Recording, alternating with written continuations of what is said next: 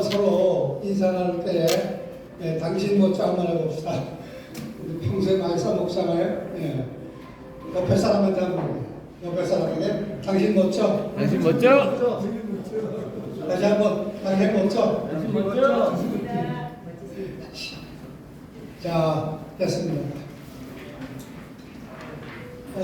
저는 이 인사법을 나름대로 어느 모임이든지 가서 이걸 제창을 합니다.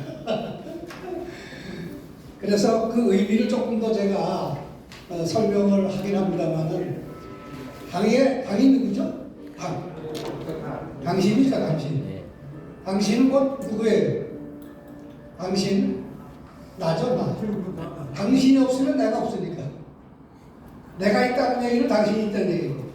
그래서 당신이라는 얘기는 곧 나라고 생각합니다.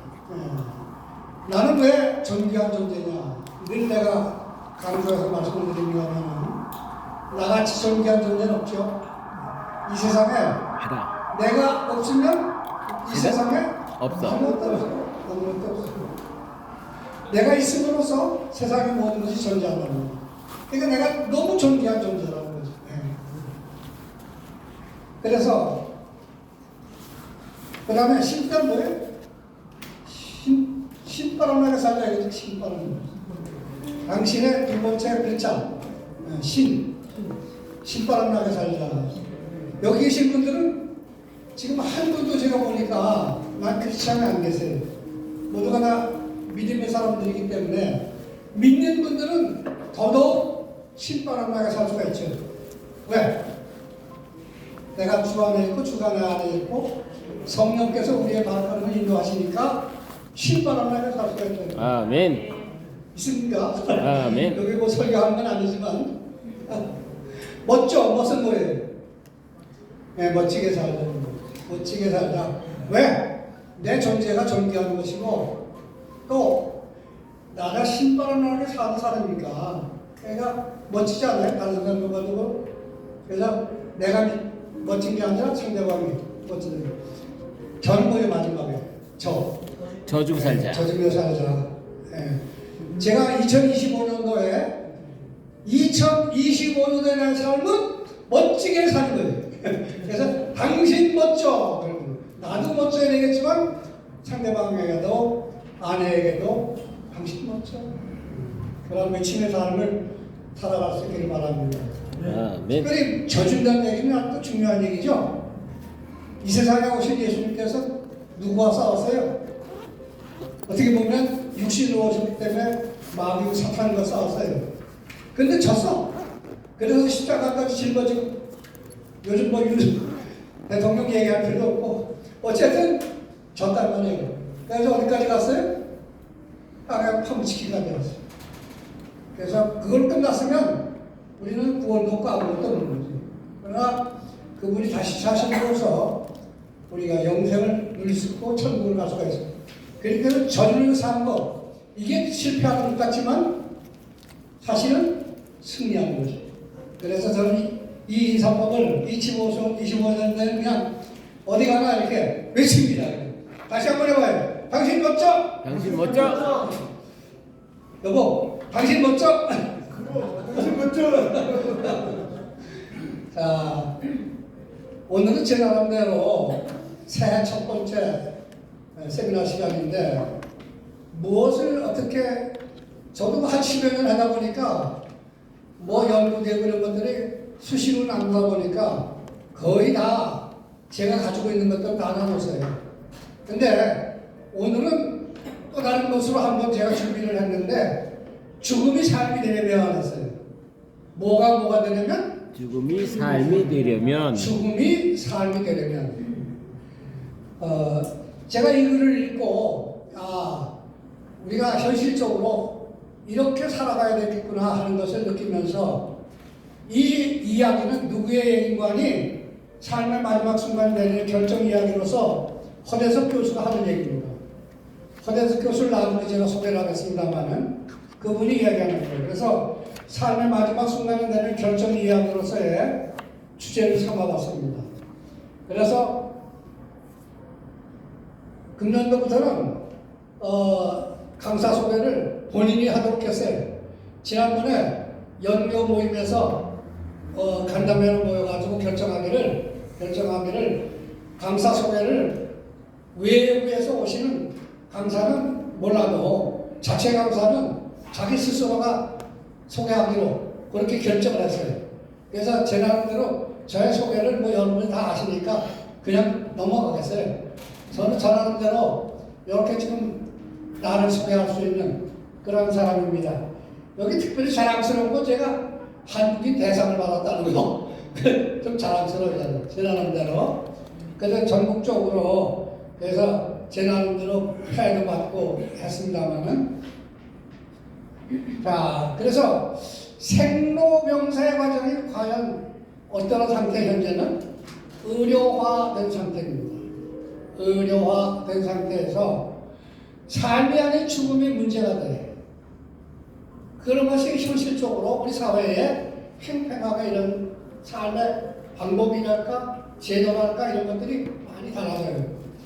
특별히 병원이 생명 연장을 목표로 하기 때문에 어떤 임종기 환자들에게 무의미한 연명 의료가 과연 가치가 있는 거냐, 필요한 것이냐, 여러 가지로 논란이 많아요.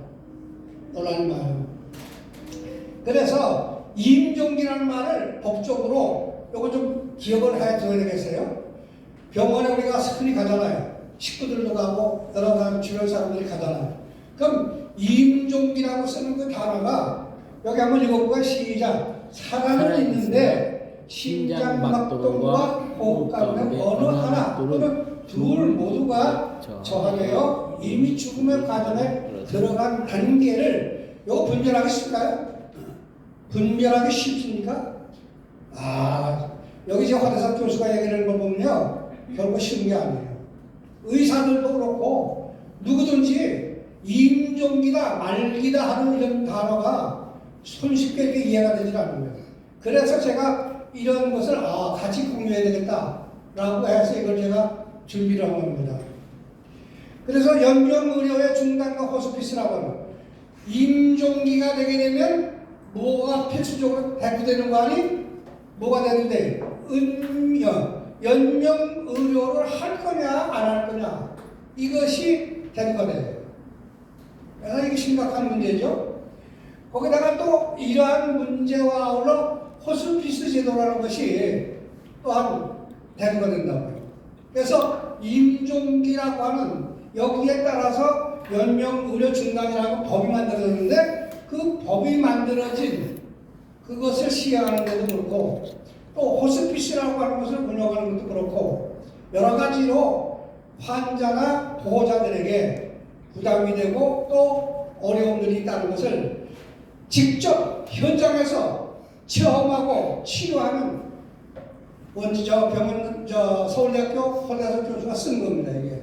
그래서 현장에서 보고 듣고 자기가 치료를 하면서 자기가 병원에서 암센터 소장으로서 이런 것을 활동을 하면서 자기가 느끼고 본 것들을 그대로 이 사람이 쓰고 있는데 맨 마지막에 그분에 대해서 소개를 드리기로 하고 오른쪽에 있는 그림은 저거는 우리와 연계를 해서 호스피스 환자가 우리 연구원에 혹시라도 파악이 된다든가 보고가 되면 여기를 제가 안내를 해드리겠습니다.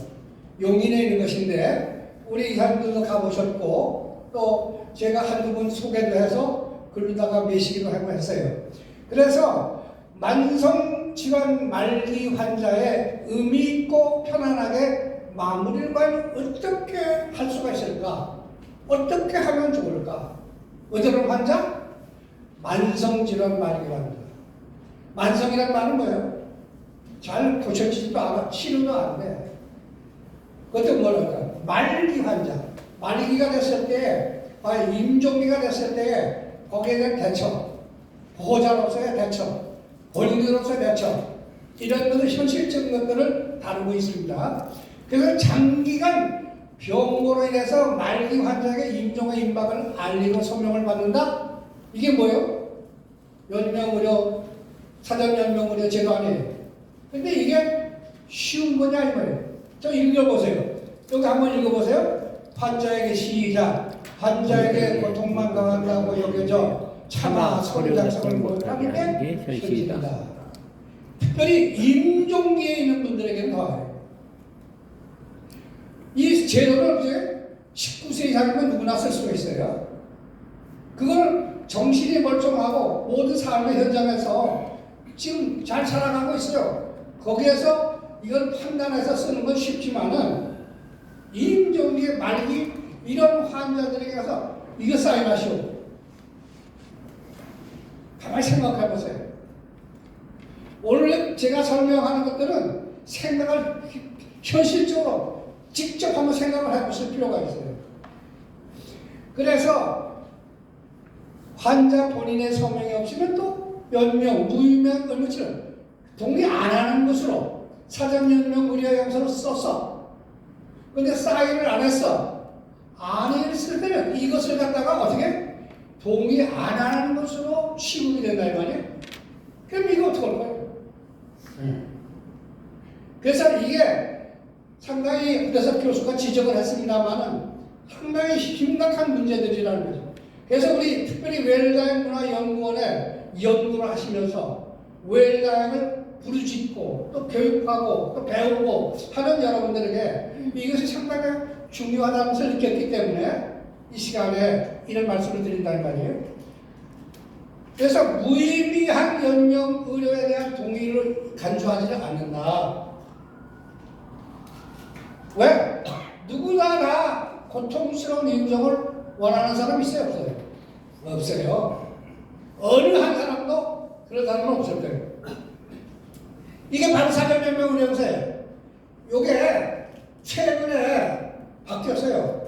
전에 거하고 개정이 됐더라고요. 개정이 된 것 가운데 대표적인 게 뭐냐? 설명사항에서 확인하는 것이 하나로 묶여졌다는 거. 따로따로 했었거든요. 그러고 사인이 따로따로 했었어요. 그래서 요게 이제 달라진 건데 그냥 이걸 설명하려고 제가 말씀드리는 건 아니니까 이렇게 달라졌다는 거.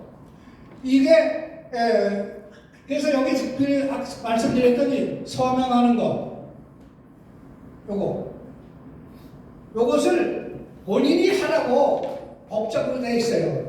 법적으로. 그래서 본인이 하지 않으면 왜 본인의 뜻이 아니기 때문에 하는 아쉬움 속에서 이런 것들이 문제가 되더라 이거죠. 현장에서 느끼는 또 처리할 수 있는 그런 부분이 상당히 문제가 되더라는 거예요. 그래서 양식도 바뀌었고 그래서 무슨 뭐 완전히 달라진 건 아니에요. 본인이 사인하는 날이 바뀌고 그랬어요. 그래서 이러한 양식으로 뭘 써요? 사전 연명 의료 의향서를 씁니다. 그래서 상담사는 누구요? 등록기관에서 인정한 사람. 이거 시험을 보고 했습니다, 저도. 그래서 보건복지부에 그 산하에 관리기관이 있어가지고 등록기관이 있어가지고 거기에 소속이 돼서 하는 겁니다. 그래서 저도 자격증 한 사람으로서 이것을 상담을 해서 작성을 해드리고 있죠.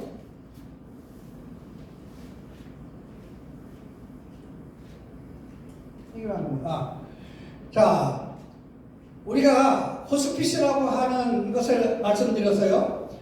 아까 용인에 우리가 같이 좀 이렇게 연대 관계를 가지고 하면서 같이 활동을 하시는 원주희 목사라고 하는 분, 그분이 지금 용인에 있는 호스피스, 그 다음에 장례 같은 것도 같이 취급을 합니다만은, 이렇게 해서 호스피스를 만약에 운영하려고 하면, 여기에 보면은,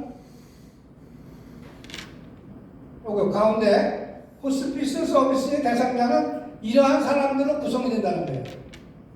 용인에 있는 거기도 마찬가지로 뭐가 있어요? 간호사, 성직자, 사회복지사, 자원봉사자, 약사, 영양사,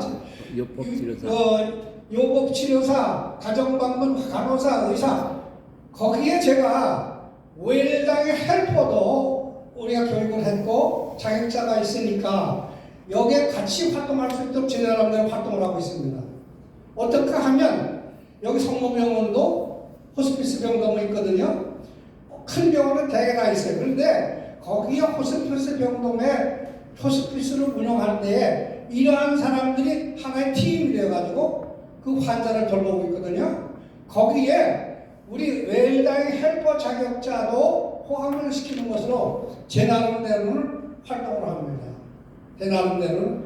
예. 그래서 각 병원, 큰 병원이나 또는 시설로 되어 있는 용인 같은 시설 이런 데에 우리 헬퍼 자격자가 같이 환자를 돌볼 때에 그 환자를 같이 이렇게 돌볼 수 있도록 그런 것들을 이제 그래서 여기 계신 분들은 다 뭐 저 혼자 해서 되는 게 아니니까 주변에 또 가까이 환자 뭐 병원에 있다든가 호스피스를 운영하는 데가 있을 때는 가서 얘기를 해줄 필요가 있어요.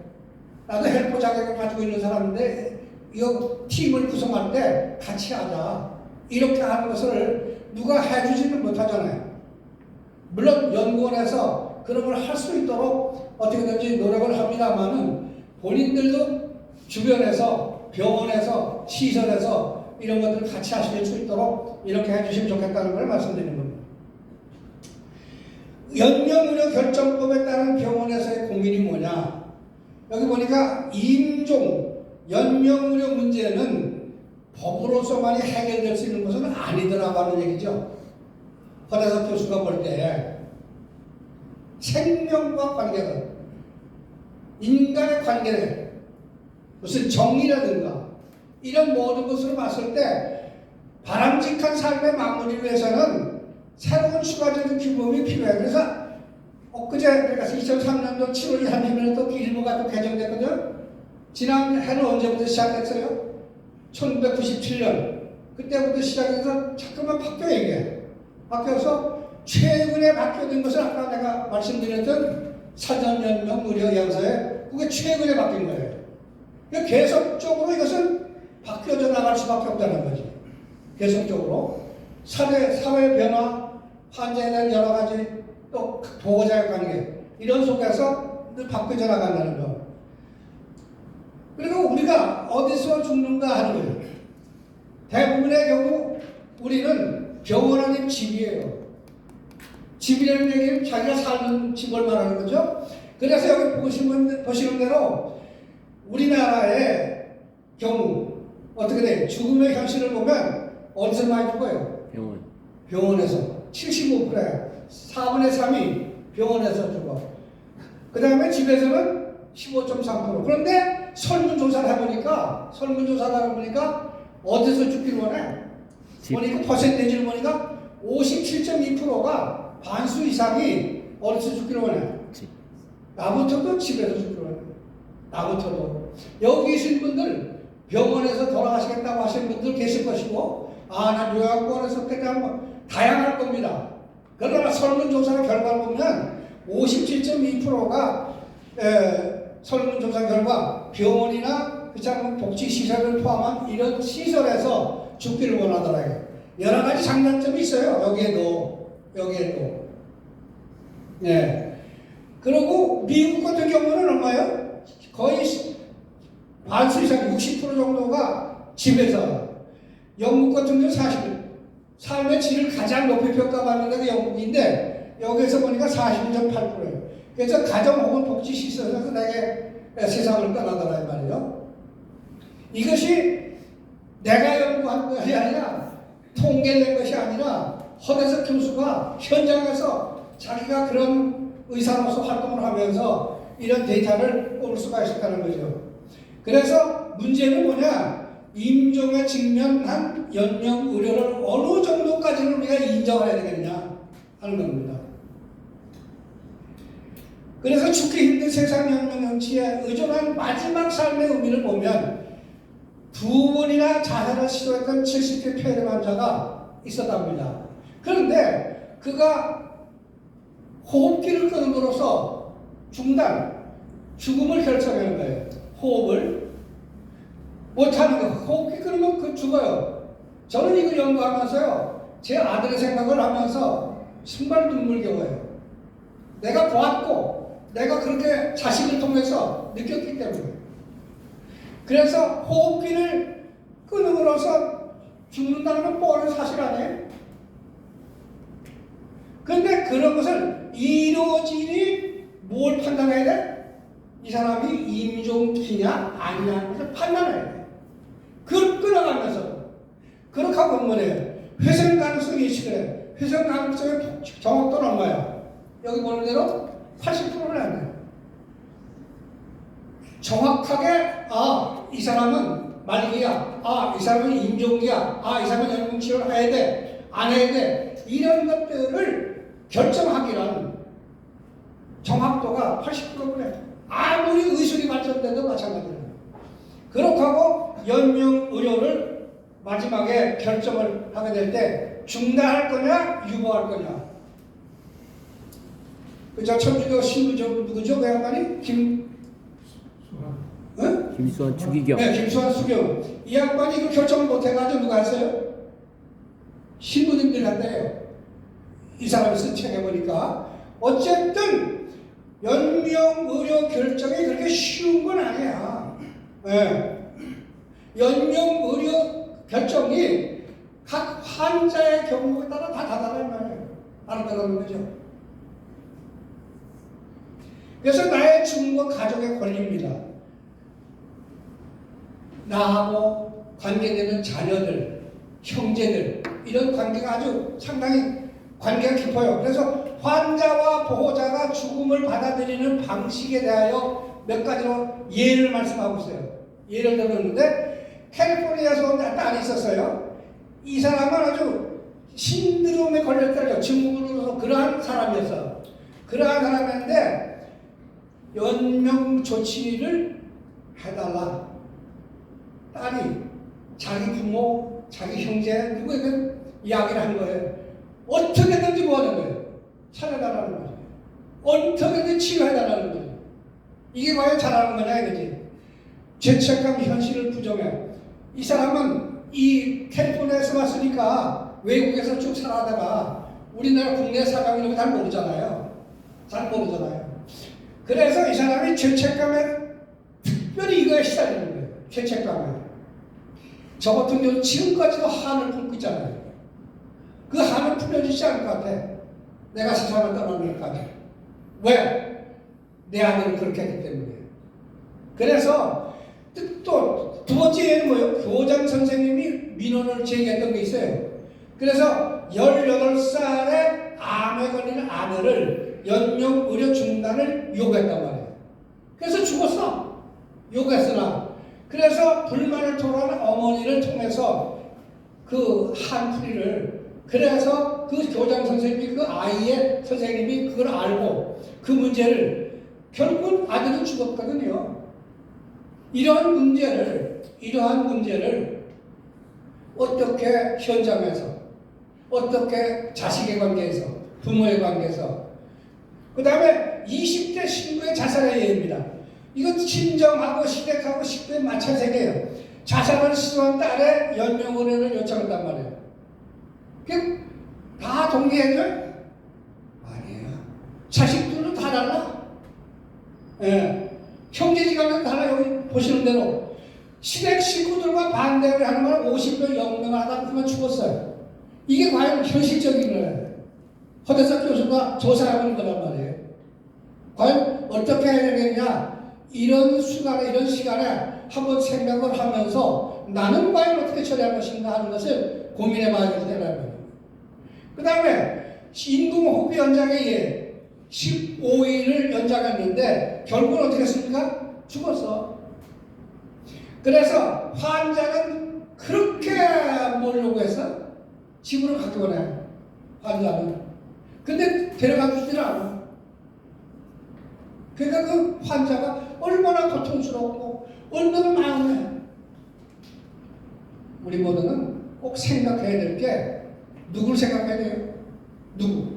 여기 계신 분들은 누굴 생각해야 돼요? 환자야, 환자. 내가 환자가 됐든 내 아내가 환자가 됐든 내 부모가 환자가 됐든 그 환자를 생각해야 돼요. 환자. 내 생각 또 세상의 통념 이런 거에다가 얽매이게 되면 그 고생은 누가 해요? 환자가 하는 거예요. 환자가. 그래서 제가 이런 것을 나 읽고 나만 소화시킬 게 아니라 그래서 이런 시간을 같이 나누는 게 좋겠다 해서 제가 이런 것을 주제로 삼고 말씀을 드리는 거예요. 병원에 살고 나가는 의료에 집착한다면 지금도 마찬가지예요. 지금도 우리가 현실적으로 보면 그래서 암 사망자의 경우 한국에는 30%야. 미국 같은 경우는 10%에 지나지 않는다. 항암제를 투약하는 문제, 죽을 때까지 우리 한국 병원에서는 의사들은 어떻게 해요? 그 사람이 운동하는 순간까지 항암제 쳐. 가치가 있어 없어? 근데 돈은 또 얼마나 들어갈까? 엄청나게 많이 들어가요. 한 달에 의료비가 뭐 3년치가 된다든가 평생 의료비가 된다 이렇게 분석해서 나오잖아요. 여기 그래도 사망 1개월 전이야 그 다음에 사망 1개월에서 3개월까지 이렇게 여기 미국과 한국과의 차이가 이게 왜? 정 때문에 그런 정. 우리나라 특별히. 그 다음에 유기실의 임종풍경을 한번 그려보세요. 유기실의 임종풍경은 환자의 상태가 어떻게냐. 막힌 장을 풀어주기 위해서 코에다가 갖다 끼워요. 목에다 갖다가 끼워요. 목을 닦고 해요. 그래서 소변이 제일 나오려면 요관을 삽입하고 심정의 기계를 설치하고 환자는 어떻게 집으로 가자 이거지. 마음에는 말이야. 생각에는 말이야. 근데 그거는 안 해. 집으로 데려가지는 않아. 계속해서 어떻게 의료진에서는 심폐소생을 시도하고 법적인 문제가 생기기도 하고 그리고 가족은 어떻게 임종할 때가 죽기까지 어떻게 돼? 안 나가. 병원에서 죽어라고. 우리 주변에서 다 보잖아요. 뭐 허대석 교수가 무슨 뭐 병원의 원장이 돼서 뭐 그래서가 아니라 우리가 주변에서도 많이 보잖아요. 그런 거를. 그래서 6인실 병실 같은 경우는 초상집이 되잖아요. 병원에서 병실에서 이렇게 하다 보니까. 그리고 가족의 통곡이고 환자의 괴성이라든가 이런 것 때문에 설계금을 따로 있다래요. 다시 말해서 임종실이 1인실로 따로 있다래요. 그래서 거기서 뭐 울군, 싸우군 말이에요. 다른 사람들이 못 봐. 안 봐도 따로 하니까 방을. 그래서 의료진과 그 다음에 가족에 대해서도 부착된 관 6개를 유지한다고 하는 거, 그 다음에 사망 후에 제거를 할 때 30분이니까요. 이런 것들을 나름대로 너무나 안타까워, 아쉬워 하기 때문에 아마 이런 글을 써가지고 우리 모두에게 알 수 있도록. 이거 읽어보신 분 있어요? 관심을 안 가지시는데 읽어볼지도 않아. 읽어볼 필요도 없고 그렇잖아 되게. 그러니까 제가 그래서 연구원장이나 식당에서 이런 걸 전문적으로 또 다루다 보니까 내 눈에 이렇게 띄더라고요. 그래서 병실 내 환자가 보호자와 충격이 가고 그래서 1인실을 그래서 우리나라는 아직까지 이 임종실이 따로 있는 거 있어요? 주변에서 보셨어요? 없어. 1997년 이게 아주 역사적인 사건이에요 이게? 이 역사적인 사건이에요 이게. 보라매 병원 사건인데 이때 당시에 의사는 퇴원을 또 그럼 환자는 퇴원을 어떻게 했어요? 의사는 퇴원을 안 시켰어요. 나가면 죽기 때문에. 그래서 환자는 어떻게 했어요? 데리고 나갔어요. 그 관계가 뭐예요? 부부관계야. 부부관계. 근데 의사의 입장에서는 이거 나가면 죽어. 이거 뽑으면 죽어. 그러니까 야구에 재판이 됐다 이게. 재판에 걸려가지고 의사는 뭐가 됐어요? 사진 방조죄 걸려버려요. 그 다음에 그 가족은 어떻게 됐어요? 살인죄로다가 재판 결과가 났다. 그래서 문제는 여기에서 뭐냐? 아내의 입장은 왜 죽어도 자기 남편이 죽을 수밖에 없어도 데려나가냐 이게. 그 이유가 뭐예요? 여기 보니까 의료비, 생계비 이런 보장제도가 없어. 돈이 없어. 치료하냐? 치료비를 감당할 수가 없어. 그러니까 어떻게 해요? 데려나가겠다는 거예요. 그래서 이게 보장제도가 없다는 거지. 사람을 알면서 없이 결정하면서 사회의 책임을 묻고 있다는 거예요. 그러면 우리 사회가 이런 부분에 대해서 뭐가 되냐? 무슨 대책이 갖고 되는지. 한 생명이 귀하다면 제일 처음에 시작할 때 말씀드렸죠? 내 한 생명 얼마나 귀하다? 천하 모든 것을 주고도 바꿀 수 없는 내 한 생명. 나뿐만 아니라 다 마찬가지라요. 환자의 생명도 마찬가지고 누구나 마찬가지라요. 그래서 두 번째 문제는 뭐냐? 경제적 이유로 지구에서 임종자 수가 매년 얼마씩 늘어나? 5만 명 이상 통계를 보니까 늘어난다 이 말이에요. 과연 이렇게 됐을 때에 이 모든 것을 법적으로 해결해가지고 살인죄다, 살인 뭐예요? 방종죄다 이렇게 할 수가 있겠느냐 하는 거죠. 문제점 세계에서는 소생 가능성이 낮은 환자의 생명연대 이동 제거, 사망 시기를 앞당긴 일을 법원에서 살인 판결했다는 것이 의료계의 시각이에요. 그렇다면 의사들은 어떻게 될까요? 굉장히 위축이 되겠죠? 판결하기가, 치유하기가 굉장히 힘들어요. 이것을 임종기를 말 거냐, 말기를 볼 거냐, 내보낼 거냐, 그냥 머물러 있거냐 하시냐, 이런 것들이 의료계의 시각에서는 어떻게 봤다고요? 의료계의 시각에서 아까 뭐가 됐어? 살인 방조죄를 걸렸기 때문에 의사들도 굉장히 힘드는 거예요. 그래서 문제의 본질은 어디예요?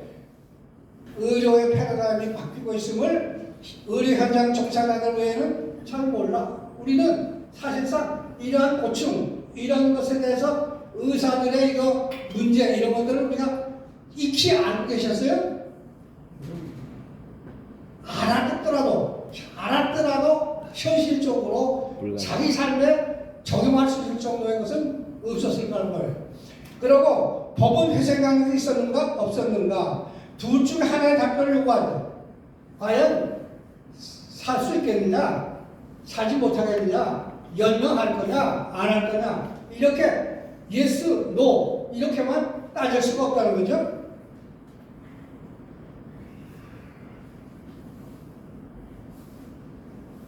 그래서 앞서에서 예를 말씀드렸던 이런 사람들의 죽음은 존엄했던가, 아니면 존엄한 죽음이었던가, 아니면 한국 사회의 비극적인 사건들을 다시 한번 여기 여러 가지 사건들이 있는데 몇 걸 한번 더듬어 보겠어요? 아버지가 딸의 호흡기를 갖다가 끊는 데서 전원을 꺾어버렸어요. 아마 자기 집에서 했든지 어디서 했어요.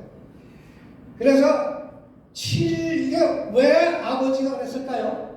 왜 아버지가 그렇게 했어? 여기 보니까 읽어볼까요? 7년간 불치병을 앓는 딸을 간호하다가 눈덩이처럼 늘어난 빚, 생활고 이걸 견디지 못해. 그러니까 자기 손으로 20살 딸의 숨지게 아버지가 저를 꼭 뽑았다고 하는 얘기는 죽으란 얘기지.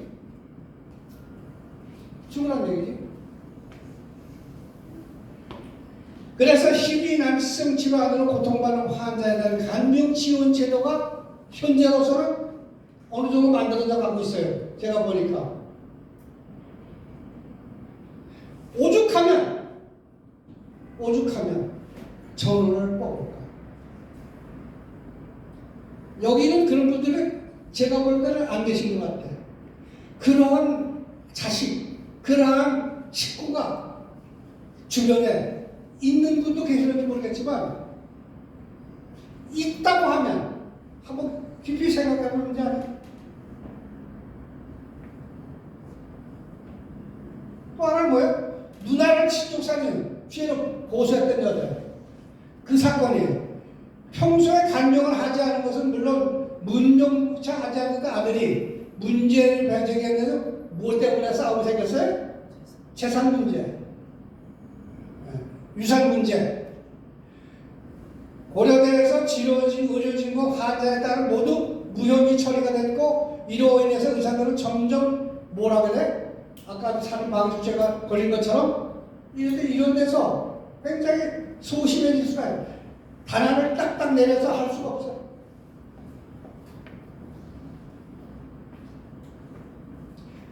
그 다음에 중증장애 아들의 삶을 끝내는 거. 중증장애 아들이 지속적으로 신분 상태에 빠졌잖아. 제 친구, 저 친척 가운데 저 청주의 고향 식구가 하나 있었어요. 이 사람이 교통사고로 식물인간으로 7년을 살았어요. 7년을 살았어요. 얼마나 힘들었겠어요. 저 같은 경우는 가장 심했던 기간이 7년이에요. 저도 가장 힘들었던 때가. 어쨌든 여기 보니까 상태에 빠지자 인공호흡기를 빼내야 숨지게 하면 아버지가 불구속 입건이 됐어요. 내가 당했을 때는 이제 이게 없을 때요. 이런 제도가 없었을 때. 그래서 더욱 저는 한이 맺힌 거죠. 회상 불가능한 판정이 내려졌어. 요구대 의사가 보니까 이 환자를 보면서 중증 장애인 혹은 치매 노인을 간병하다가 지쳐서 가족이 정말 자살을 하거나 환자의 죽음에 가족이 개입한 사건이 계속해서 발생되는데, 그래서 이것을 심지어 뭐라고? 간병살인이라고 말씀을 신조어가 생겨나죠. 간병을 가족에게만 책임지는 현실과 그 속에서 고통받는 이들의 어려움을 해결할 수가 사회제도가 요구된다고 합니다. 이런 부분들이 많이 현재 제가 느낄 때 그래서 개선되어 나가고 있다는 것을 저는 느껴요. 나중에 말씀드리겠습니다만, 그 다음에 노부부의 불편한 사별입니다.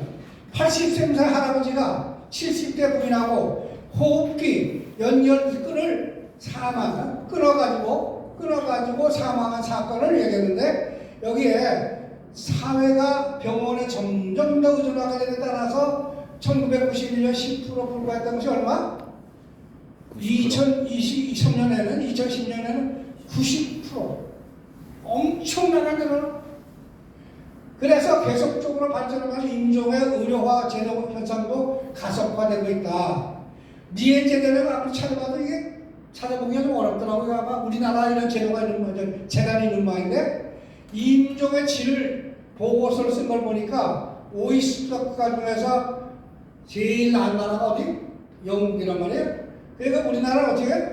우리나라 보니까 꼴찌야, 꼴찌. 예.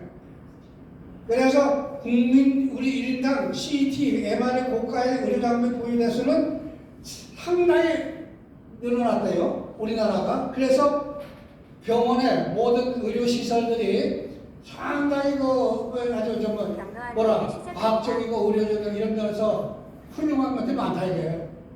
그랬음에도 불구하고 약은 2배 이상도 쓰고 있는데도 불구하고 죽음의 질은 꼴찌라 이거지. 그러니까 다시 말해서 뭐예요? 임종의 질은, 다시 한번 읽어볼까? 시작. 임종의 질은 의료 수준이나 경제적 요인으로 좌우되는 것은 아니라고 하는 것을 우리가 알 수가 있다는 거예요. 뭐 10대가 우리나라가 경제가 말이야 10대 나라 좋은 나라가 그렇게 되어본들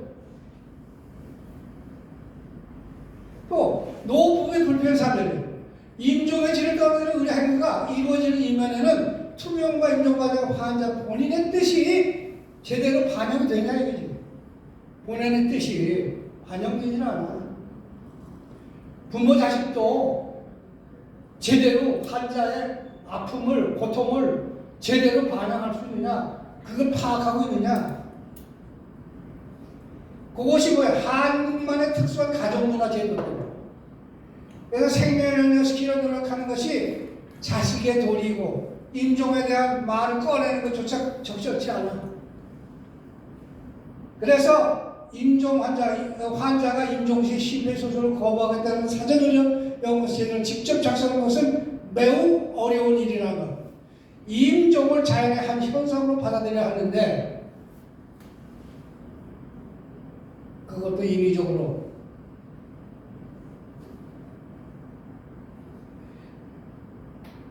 꼭대기 한번 읽어보시게. 시작. 나의 죽음은 누가 결정한다? 자기. 나의 죽음은 내가 결정한다. 내가. 이제는 철저하게 해야 돼요.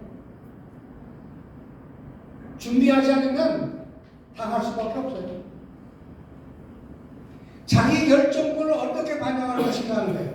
내 삶의 마지막을 결정할 권리는 내게 있는 거예요. 내게 있는 거라고. 그래서 말기 환자의 자기 결정권을 그냥 인정을 해줘야 돼. 그게 뭐예요? 사전 연명을 해보세요.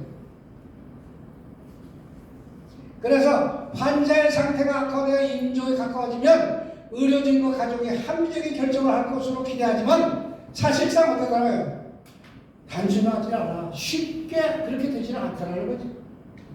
그래서 대표적인 사건이 뭐예요? 보라매 병원 사건.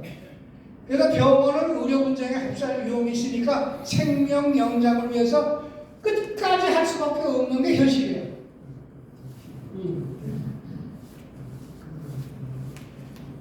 그래서 사전연명의료양서 말씀드린 대로 19세 이상은 누구나 작성할 수가 있어요. 그래서 사전연명의료의양서라고 하는 그 연명의료와 관련된 법적 분쟁을 풀기 위해서 미국을 중심으로 해서 이거 시작이 됐다고 그러죠.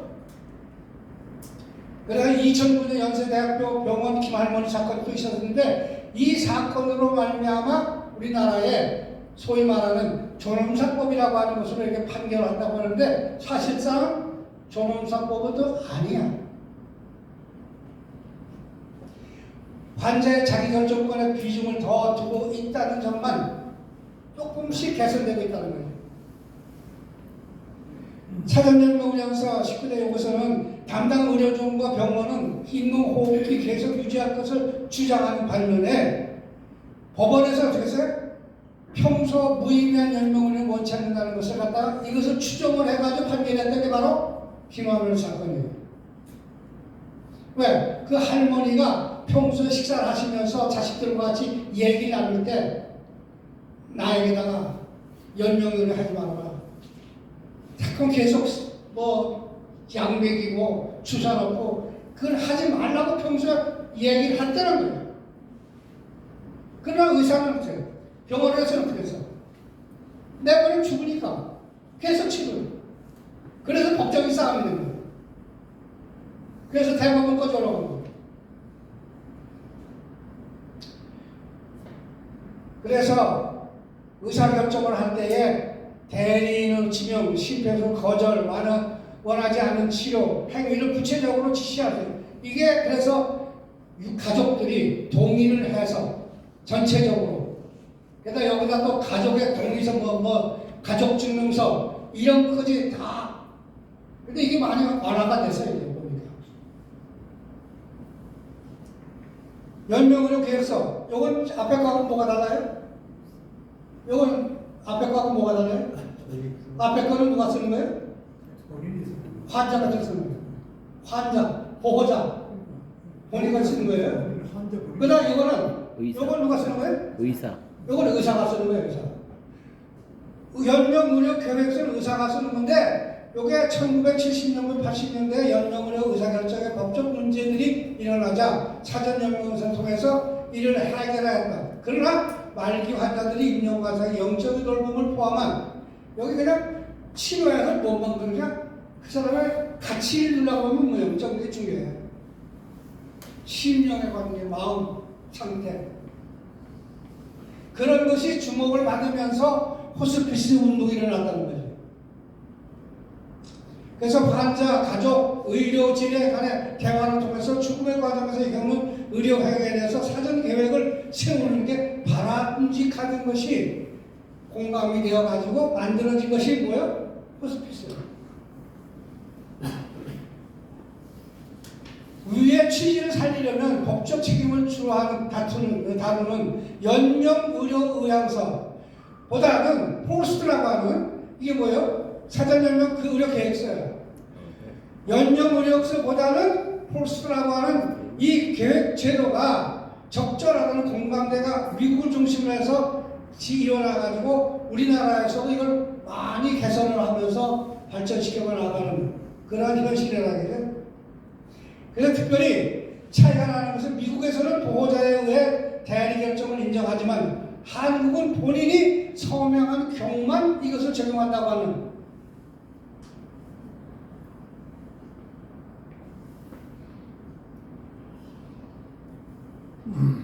아이고 시간이 너무 빨리 나가봅니다. 어쨌든 연명의 결정 과정에서 가족의 역할이 어떻게 오냐? 가족의 그 역할이 굉장히 이것도 중요한 거예요. 부모, 자식. 예.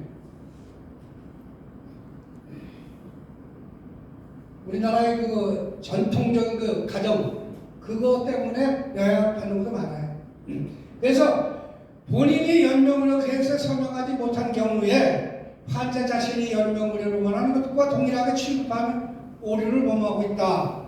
어느 누구도 고통스러운 인정을 원하지 않는다.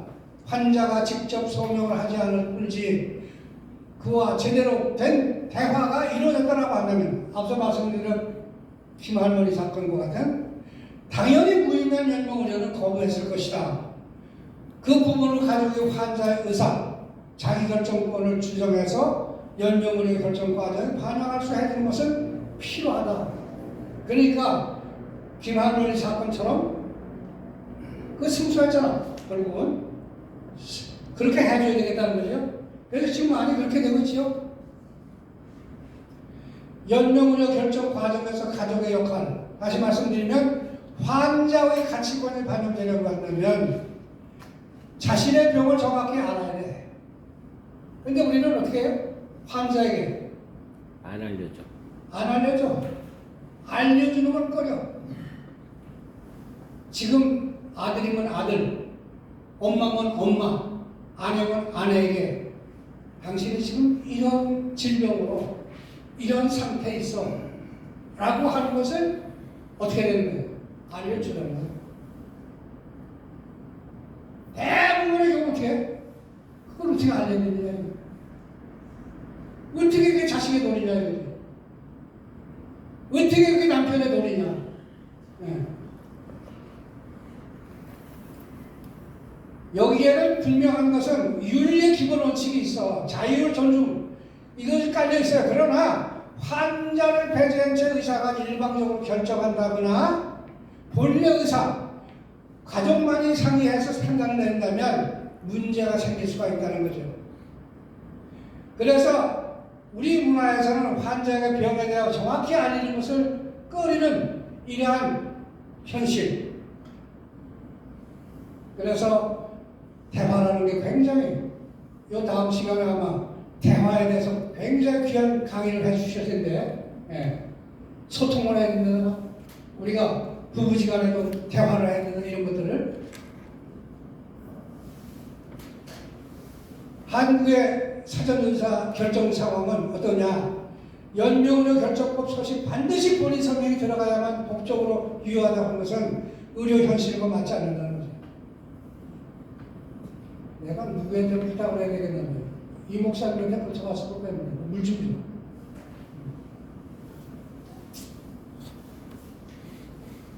미국도 1990년 본인 서명을 의무한 자기결정법을 실시했지만 20년이 지나도록 본인 작성 비율이 30% 머물기 때문에 연명의료계획서 작성의 가족의 대리 결정을 인정함으로써 문제를 해결했다고 하는 그런 전례가 있단 말이죠. 그래서 일본도 마찬가지고 그래서 환자의 자기결정권은 중요하다라고 하는 거예요.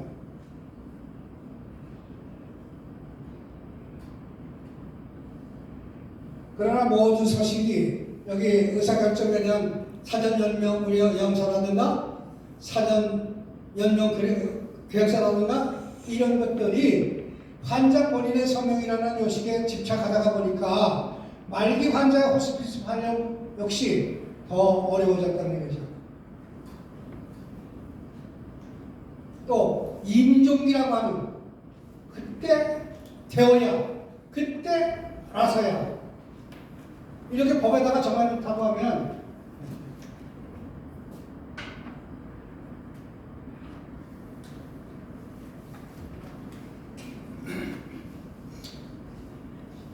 말기 환자로 질환으로 극심한 고통을 받는 환자에게 곧 죽을 것이니 연명의료계에서 서명을 해달라라고 하는 것은 차마 못할 짓이라고 한다는 거예요.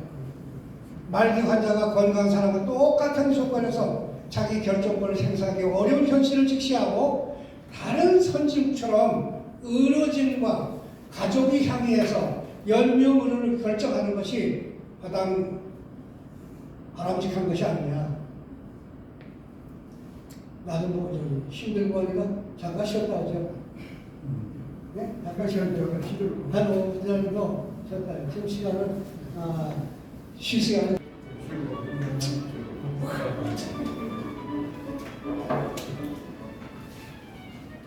한마디로 얘기해서 의사와 환자와 그다음에 가족 간의 그런 관계들이 손쉽게 되면 좋겠는데 그러지 못하는 것을 현장에서 느꼈고 그것을 쓰고 있으면서 여기 보시는 대로 말기 환자가 건강한 사람과 똑같은 조건에서 자기 결정권을 행사하기는 어려운 현실을 직시하고 우리도 환자를 다룬다든가 환자가 되었을 때라든가 자기 가족들에게 이런 부분에 대해서 가르침을 줄 필요가 있다는 거죠.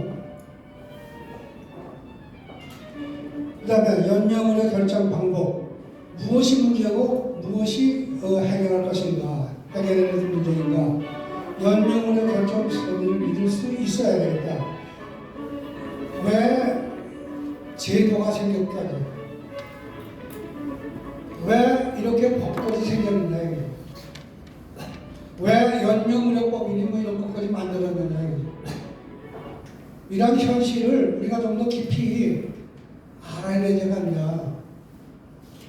그래서 이런 시간을 통해서 조금이나마 그런 걸 좀 알 수가 있다고 하면 이런 만남이라든가 이런 교육이라든가 이런 것을 좀 충족할 수가 있겠죠.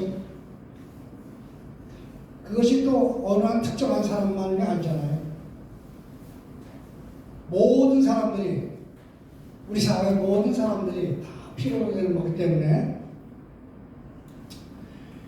이 김한문 사건 이후에 오랜 논쟁 끝에 국가생명윤리심의위원회는 국가 대통령 직속으로 있죠. 생명윤리위원회가 언제까지 말씀 여기도 지금은 이제 그 양반이 아닌데 박사훈 씨라고 아주 훌륭한 분이에요.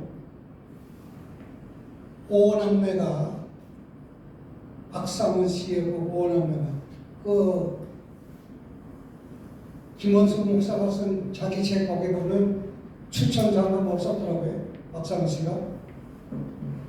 어쨌든 여기 보시는 대로 생명윤리위원회라고 하는 것이 대통령 직속으로 하나의 위원회가 있단 말이죠. 그때 2013년 사전연명을 행사가 없어도 임종기 가족 2명의 진술과 의사 2인의 확인의 연명에 의료 결정이 가능했어요. 그래서 특별히 이 김할머니 사건을 통해서 법정 싸움을 통해 가지고 이것이 우리 사회의 마지막에서는 물론 아까 말씀드린 존엄사까지 이렇게 평가를 했습니다만은 과연 그게 존엄사인가요? 2016년 통과된 2018년 2월부터 시행되고 있는 게 뭐예요? 연명의료 결정법인 거예요. 여기에서 연명의료 계획서의 경우 본인 서명만 인정하고 대리 결정의 경우 가족 전원의 서명 의사 추정의 경우 가족 이명의 일관된 진술의 가족 이게 바로 김할머니 사건의 그 내용입니다.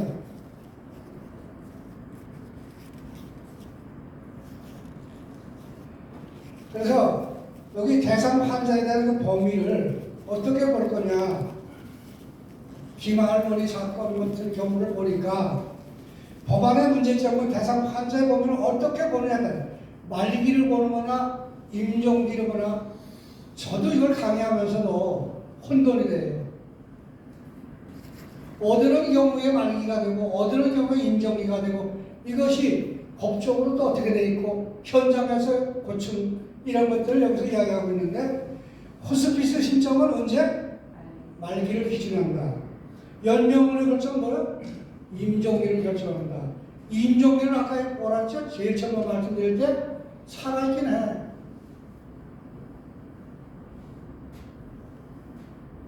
말기 환자의 임종기 환자를 명확히 나누는 것에 대해서 암질환 외에 만성질환은 악화와 호전을 되풀이하고 있기 때문에 어떻게 어느 상태에 있을 때 말기라고 하냐, 어느 상태에 빠졌을 때 임종기라고 하냐.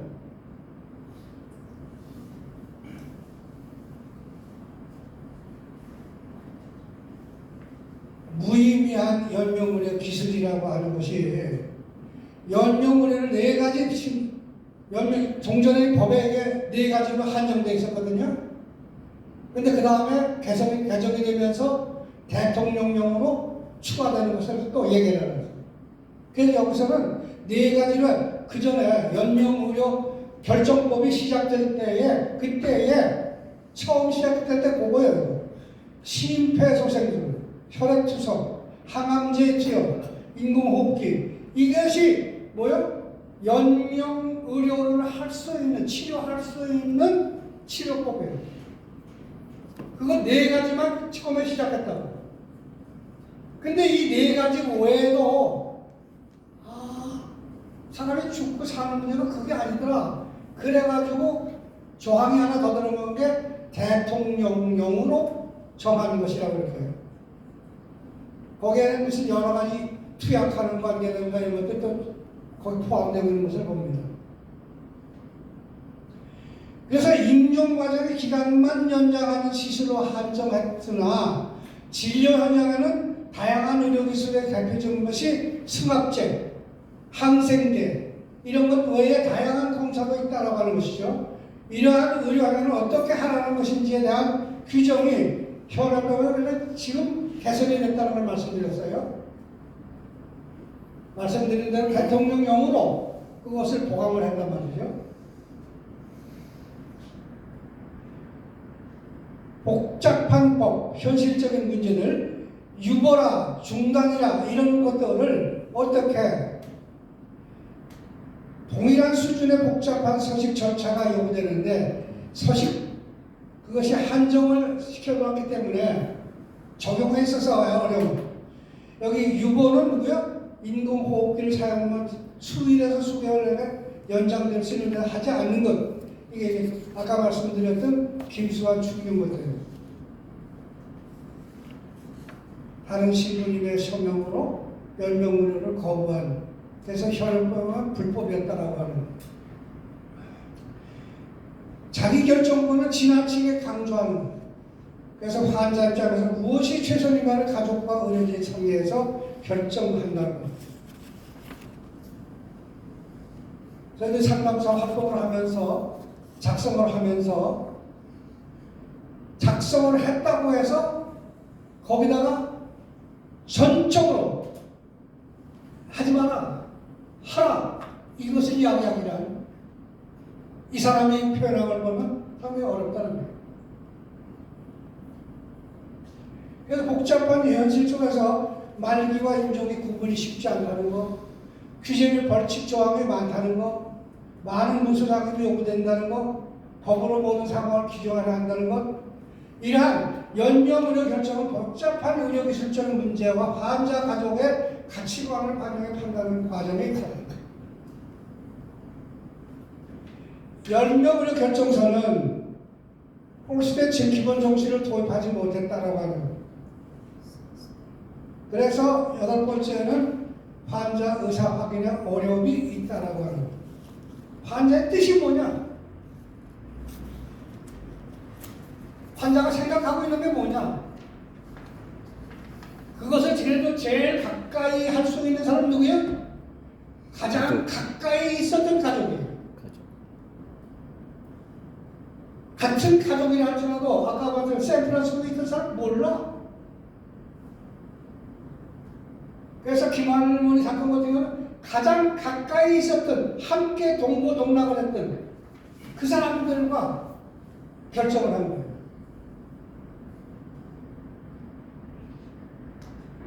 돌봄의 가치라고 하는 거, 호스피스와 완화의료를 받는 사람들은, 호스피스라는 말은 참고로 여기 나와 있는 것을, 호스피스라는 말은 뭐냐 도대체. 하도 들으셔서 아실 거예요 이제는. 오늘날 호스피스는 이제 암과 같은 질병으로 인해 말기 환자로 진단받은 사람이 자신의 품위와 인격을 최대한 지키면서 고통이 없이 남은 삶을 도와주는 것을 의미한다 이 말이죠. 호스피스는 의료라기보다는 사랑과 봉사를 강조한 종교적인 것이 더 강하다. 그래서 아까 제가 말씀드린 대로 호스피스 팀에는 헬퍼들도 거기 포함되는 것이 상당히 내가 볼 때 바람직하다. 그 자격증을 배출하는 입장이 아니라 그래서 호스피스는 다시 한번 우리가 확인하기 위해서 한번 읽어봅니다. 밑에 보면 시작. 단순한 사회봉사활동 혹은 간병 간호와는 다르다. 이는 의료와 사회복지, 종교와 철학 영역을 아우르는 포괄적인 개념으로 환자를 위한 치료, 돌봄의 장소인 동시에 그러한 정신을 나타낸다. 그래서 호스피스라고 하는 게 상당히 그 한 사람을, 한 인생을 마무리하는데 굉장히 중요한 활동가들이고 필요하고 하는 것을 말씀드릴 수가 있다는 얘기죠. 생애 마지막 고통에 직면하여 어떻게 합니까? 한국 호스피스의 방향은 어떻게 내야 되겠느냐? 우리도 호스피스의 팀원으로 하나로 들어간다고 했을 때 그들과 더불어 어떤 방향으로 흘러가야 되겠느냐? 임종 환자를 위한 임종실을 갖춘 병원, 이것을 참 필요해요. 병원은 큰데 시설은 좋은데 임종을 따로 할 수 있는, 마지막을 마무리할 수 있는 그런 것의 필요성을 우리가 활동하면서 자꾸만 사회 각 분야에 있는 사람들에게 이야기할 필요가 있고, 그렇게 돼가지고 누가 해야 돼요? 우리들이 힘 닿는 데까지는 하는 거죠. 육체적 평화뿐만 아니라 정신적으로도 가장 안정된 분위기에서 임종을 할 수 있도록, 그것이 임종의 여한시예요. 근데 어때요? 여기도 이따 이야기하지만은 현재는 어때? 그런 것보다 뭐가 더 화려해? 영화식. 장례식장 더. 각 병원이나 그런 데 가보면 장례식장은 아주 뭐 시설도 그렇고, 근데 임종실 하나 같은 거 못 만들어 놓다.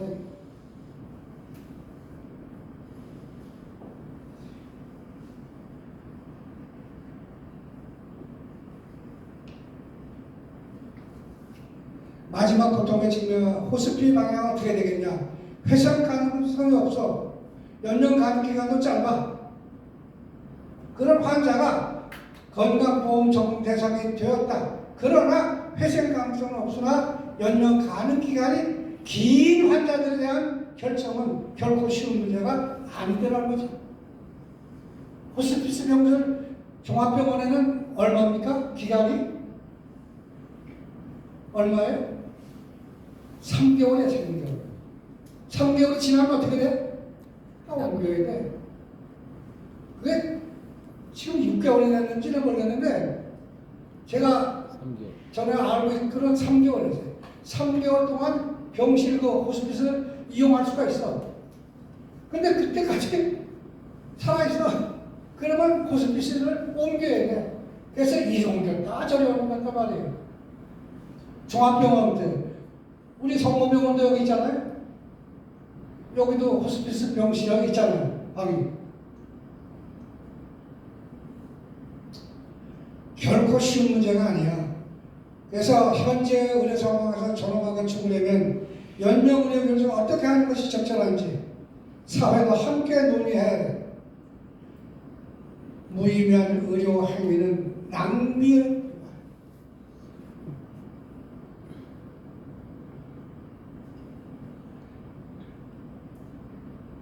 우리의 방향은 어떤가요?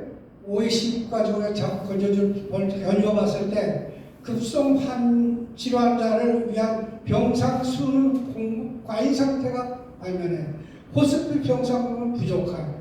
그리고 1, 2차 의료기관의 병상을 호스피스 같은 목적으로 전환을 한다고 한다면 시설을 건립하지 않아도 되지 않느냐.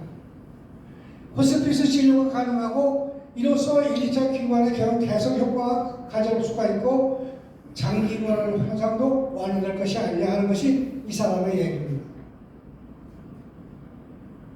그래서 호스피스 정책이 제대로 구현되려고 한다면 임종 환자에 대한 사회적 인식 변화가 뒤따라요. 어떤 모습으로 삶을 마무리하는 것이 가장 현명한지 새로운 임종 문화를 정착시켜 나가요. 그것들이 바로 누가 할 일이에요? 우리가 할 일이죠. 우리가 해야 될 일이에요. 그래도 연구하고 활동하겠다, 뭐 교육한다, 세미나 한다 하는 우리들이 이러한 부분들에 대해서도 변화를 가져올 수 있도록 일부러 다니면서 못하더라도 여건이 되면, 환경이 되면 의료의 사각지대, 말기암 환자 치료, 법이 가진 맹점이 있어요.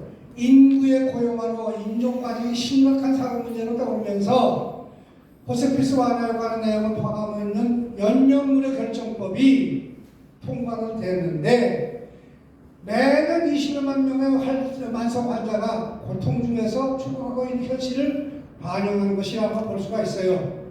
그런 것이 만들어졌다고 하는 자체가.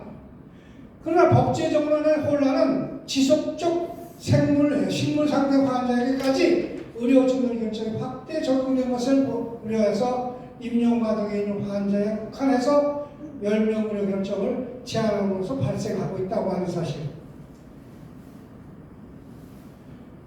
무슨 사각지대나 무의미한 연명을 요구하는 것을 전제로 하는 호스피스 완화 의료는 말기 환자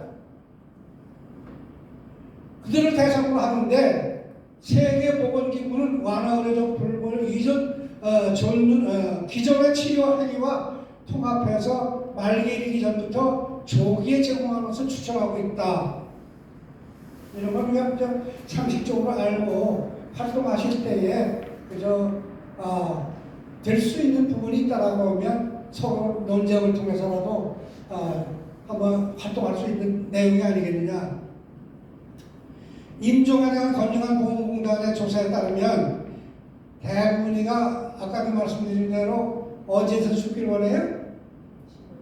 50-70%가 가정, 그 다음에 호스피스 시설에 가서가 19.5%, 병원에서가 16.3%라고 하는 이것을 우리가 현실적으로 그래도 이 분야에서 수고하셨던 그 교수의 글에 이렇게 지적을 하고 있으니까 그런데도 불구하고 환자나 그 가족이 집으로 돌아가지 못하는 중요한 이유가 뭐예요? 간병 때문에도 있다는 거예요. 간병. 그래서 현재 의료제도에서는 심한 통증과 같은 의료 문제를 가져가서 해결하기 어려워. 특별히 그 통증과요. 이것을 처리할 수가 없어. 그리고 모든 행정 절차가 병원의 사람하고 가정의 사람하고 차이가 많다네요. 똑같은 사망 기준에서 하나 떼는데도 그렇고 이런 여러 가지들이 앞으로 사회적인 문제요. 우리가 또 알고 어떻게 보면 풀어갈 수 있는 그런 것을 생각해보며 연구해보며 또 대안을 제시할 수 있는 환자를 보살피다. 완치는 가끔 있어. 고통을 줄여주는 일 덜어 있어. 환자를 편하게 해주는 일 노력하면 항상 가능하다. 그냥 뭐 course of time, 뭐 relieve option 뭐 이러면 그냥 정말로 그냥 옮겨 쓰는 말인데 쉽게 암기하기 위해서 아무리 우리가 환자를 돌본다 할지라도 그 사람이 소생해서 옛날같이 돌아갈 수는 없다는 거죠. 완치는 어때? 가끔이. 고통을 줄여주는 일은 덜어 있을 수가 있어. 환자를 편하게 해주는 일은 노력하는 겁니다. 그러니까 우리는 세 번째 거를 해야 되겠죠? 네. 감사합니다. 예. 세 번째 거는 해야 되겠죠? 예. 네. 할 수 있는 데까지 해야 되잖아요. 예. 네.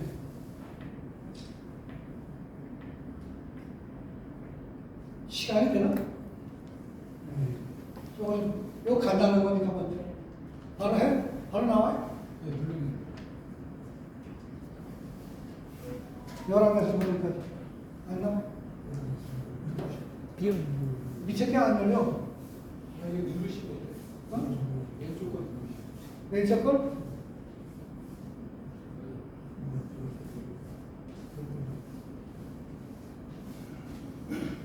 한 인간이 태어나서 무덤까지 가는 겁니다. 가장 넓은 걸 많이 받는 사람이 인간밖에 없죠. 태어나서. 소리가 안 나잖아. 비용.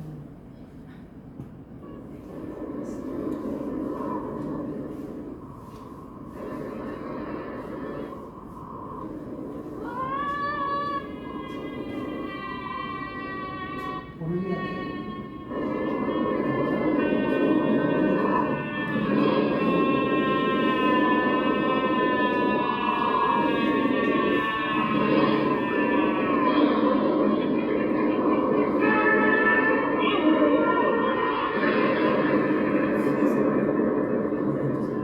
이게 흔적도 없네. 이게 나야. 뭐 이러고 저러고 뭐 80년, 90년 살았다 해봐야 나와서 죽는 것 너무 간단하죠? 간단해. 근데 남자만 가요. 다음 장으로 넘어가. 네, 됐어요. 11에서 지금까지 영국의 복지제도와 사회복지시설을 갖다가 내가 생각해 볼 때 왕진제도, 지금 호스피스 왕진하죠? 가정에까지 네, 아직까지 정착은 안 됐지만 시도하고 있어요. 환자들이 어떤 환경에서 지내는지를 알아야 환자에 대한 치료가 장기적으로 치료 계획을 세울 수가 있고 병을 고치는 데 도움이 될 수가 있다는 거예요. 난치병 환자는 대부분 증상 조절이 필요해요. 통증도 조절이 필요해요. 그래서 증상 조절을 위해서는 보살핌이 필요하다는 거예요. 봐야지 환자를. 그래서 의사와 환자의 노력만으로 쓰지 않고 다른 직종을 보살피는 자 누구요? 헬퍼. 누구요? 간호사. 아까 호스피스 팀원. 네. 팀을 이루어 접근해야 하며 의사의 역할은 그 팀을 이끌어가는 그런 것이 되어야 되겠다. 의료는 환자 돌봄에서 시작이 된다. 환자가 거대한 고통을 겪고 있는 필수적인 기본적인 문제를 해결해주지 않는 한 그것이 육체적인 문제만이 아니에요. 정신적인 문제, 심리적인 문제. 그래서 건강보험체험과 국가예산이 우선적으로 배정돼서 이런 것들이 만성질환을 앓고 있는 환자나 독거노인에게 일 가운데 이게 살아야 이것이 실천적으로 이루어질 때 복지국가가 되는 건 진정한 거죠. 삶은 어떻게 마무리되는가? 환자의 수준을 살았어요. 고아로 청년 살았어요. 한 생애를 고아로 살았어. 근데 이거 자기를 낳아서 간호하는 사람이 여자예요. 고아로 살았던 이 젊은이가 엄마를 불러보지 못했어. 그래서 그분이 해서 내가 어머니라고 부를 수 있겠습니까? 그래서 그분이 어떻게 했어요? 요양보호사가 간호사가 예 그랬어요. 그랬더니 그 사람이 어머니 하고 부자가 무엇다고 죽었어. 숨을 거는 거예요. 이게 바로 외다 해코가 해야 될 호스피스가 해야 될 일이라는 거죠.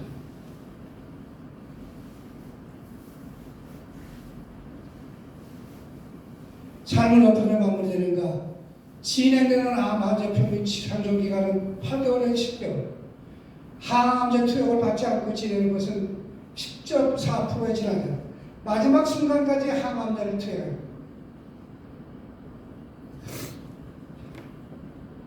이런 건 너무 많이 봤어요, 저는. 임종 직전까지 호스피스를 거예요. 호스피스를 하려면 최소한으로도 한 1개월, 최소한으로. 어쨌든 말기 상태라면 환자와 가족은 얼마나 더 살 수 있는 게 있는가, 자녀 생명의 기간에 관심을 가지고 어떻게 임종을 준비하면 될까, 이것을 생각해야 된다.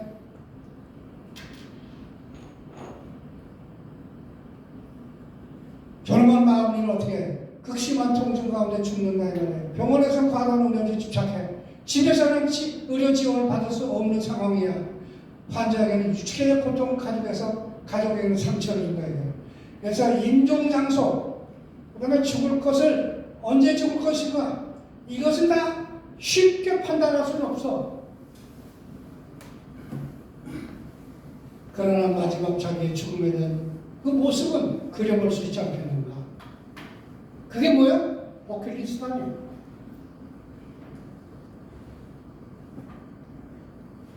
엊그제도 어느 병원에 가서 어느 환자를 접했을 때에 준비가 안 돼 있다는 거죠.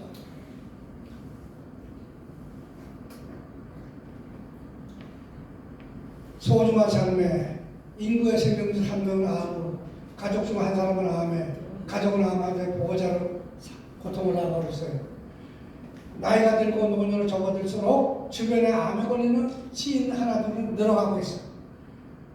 우울하거나 불안을 느끼는 이도 적지 않다는 거예요.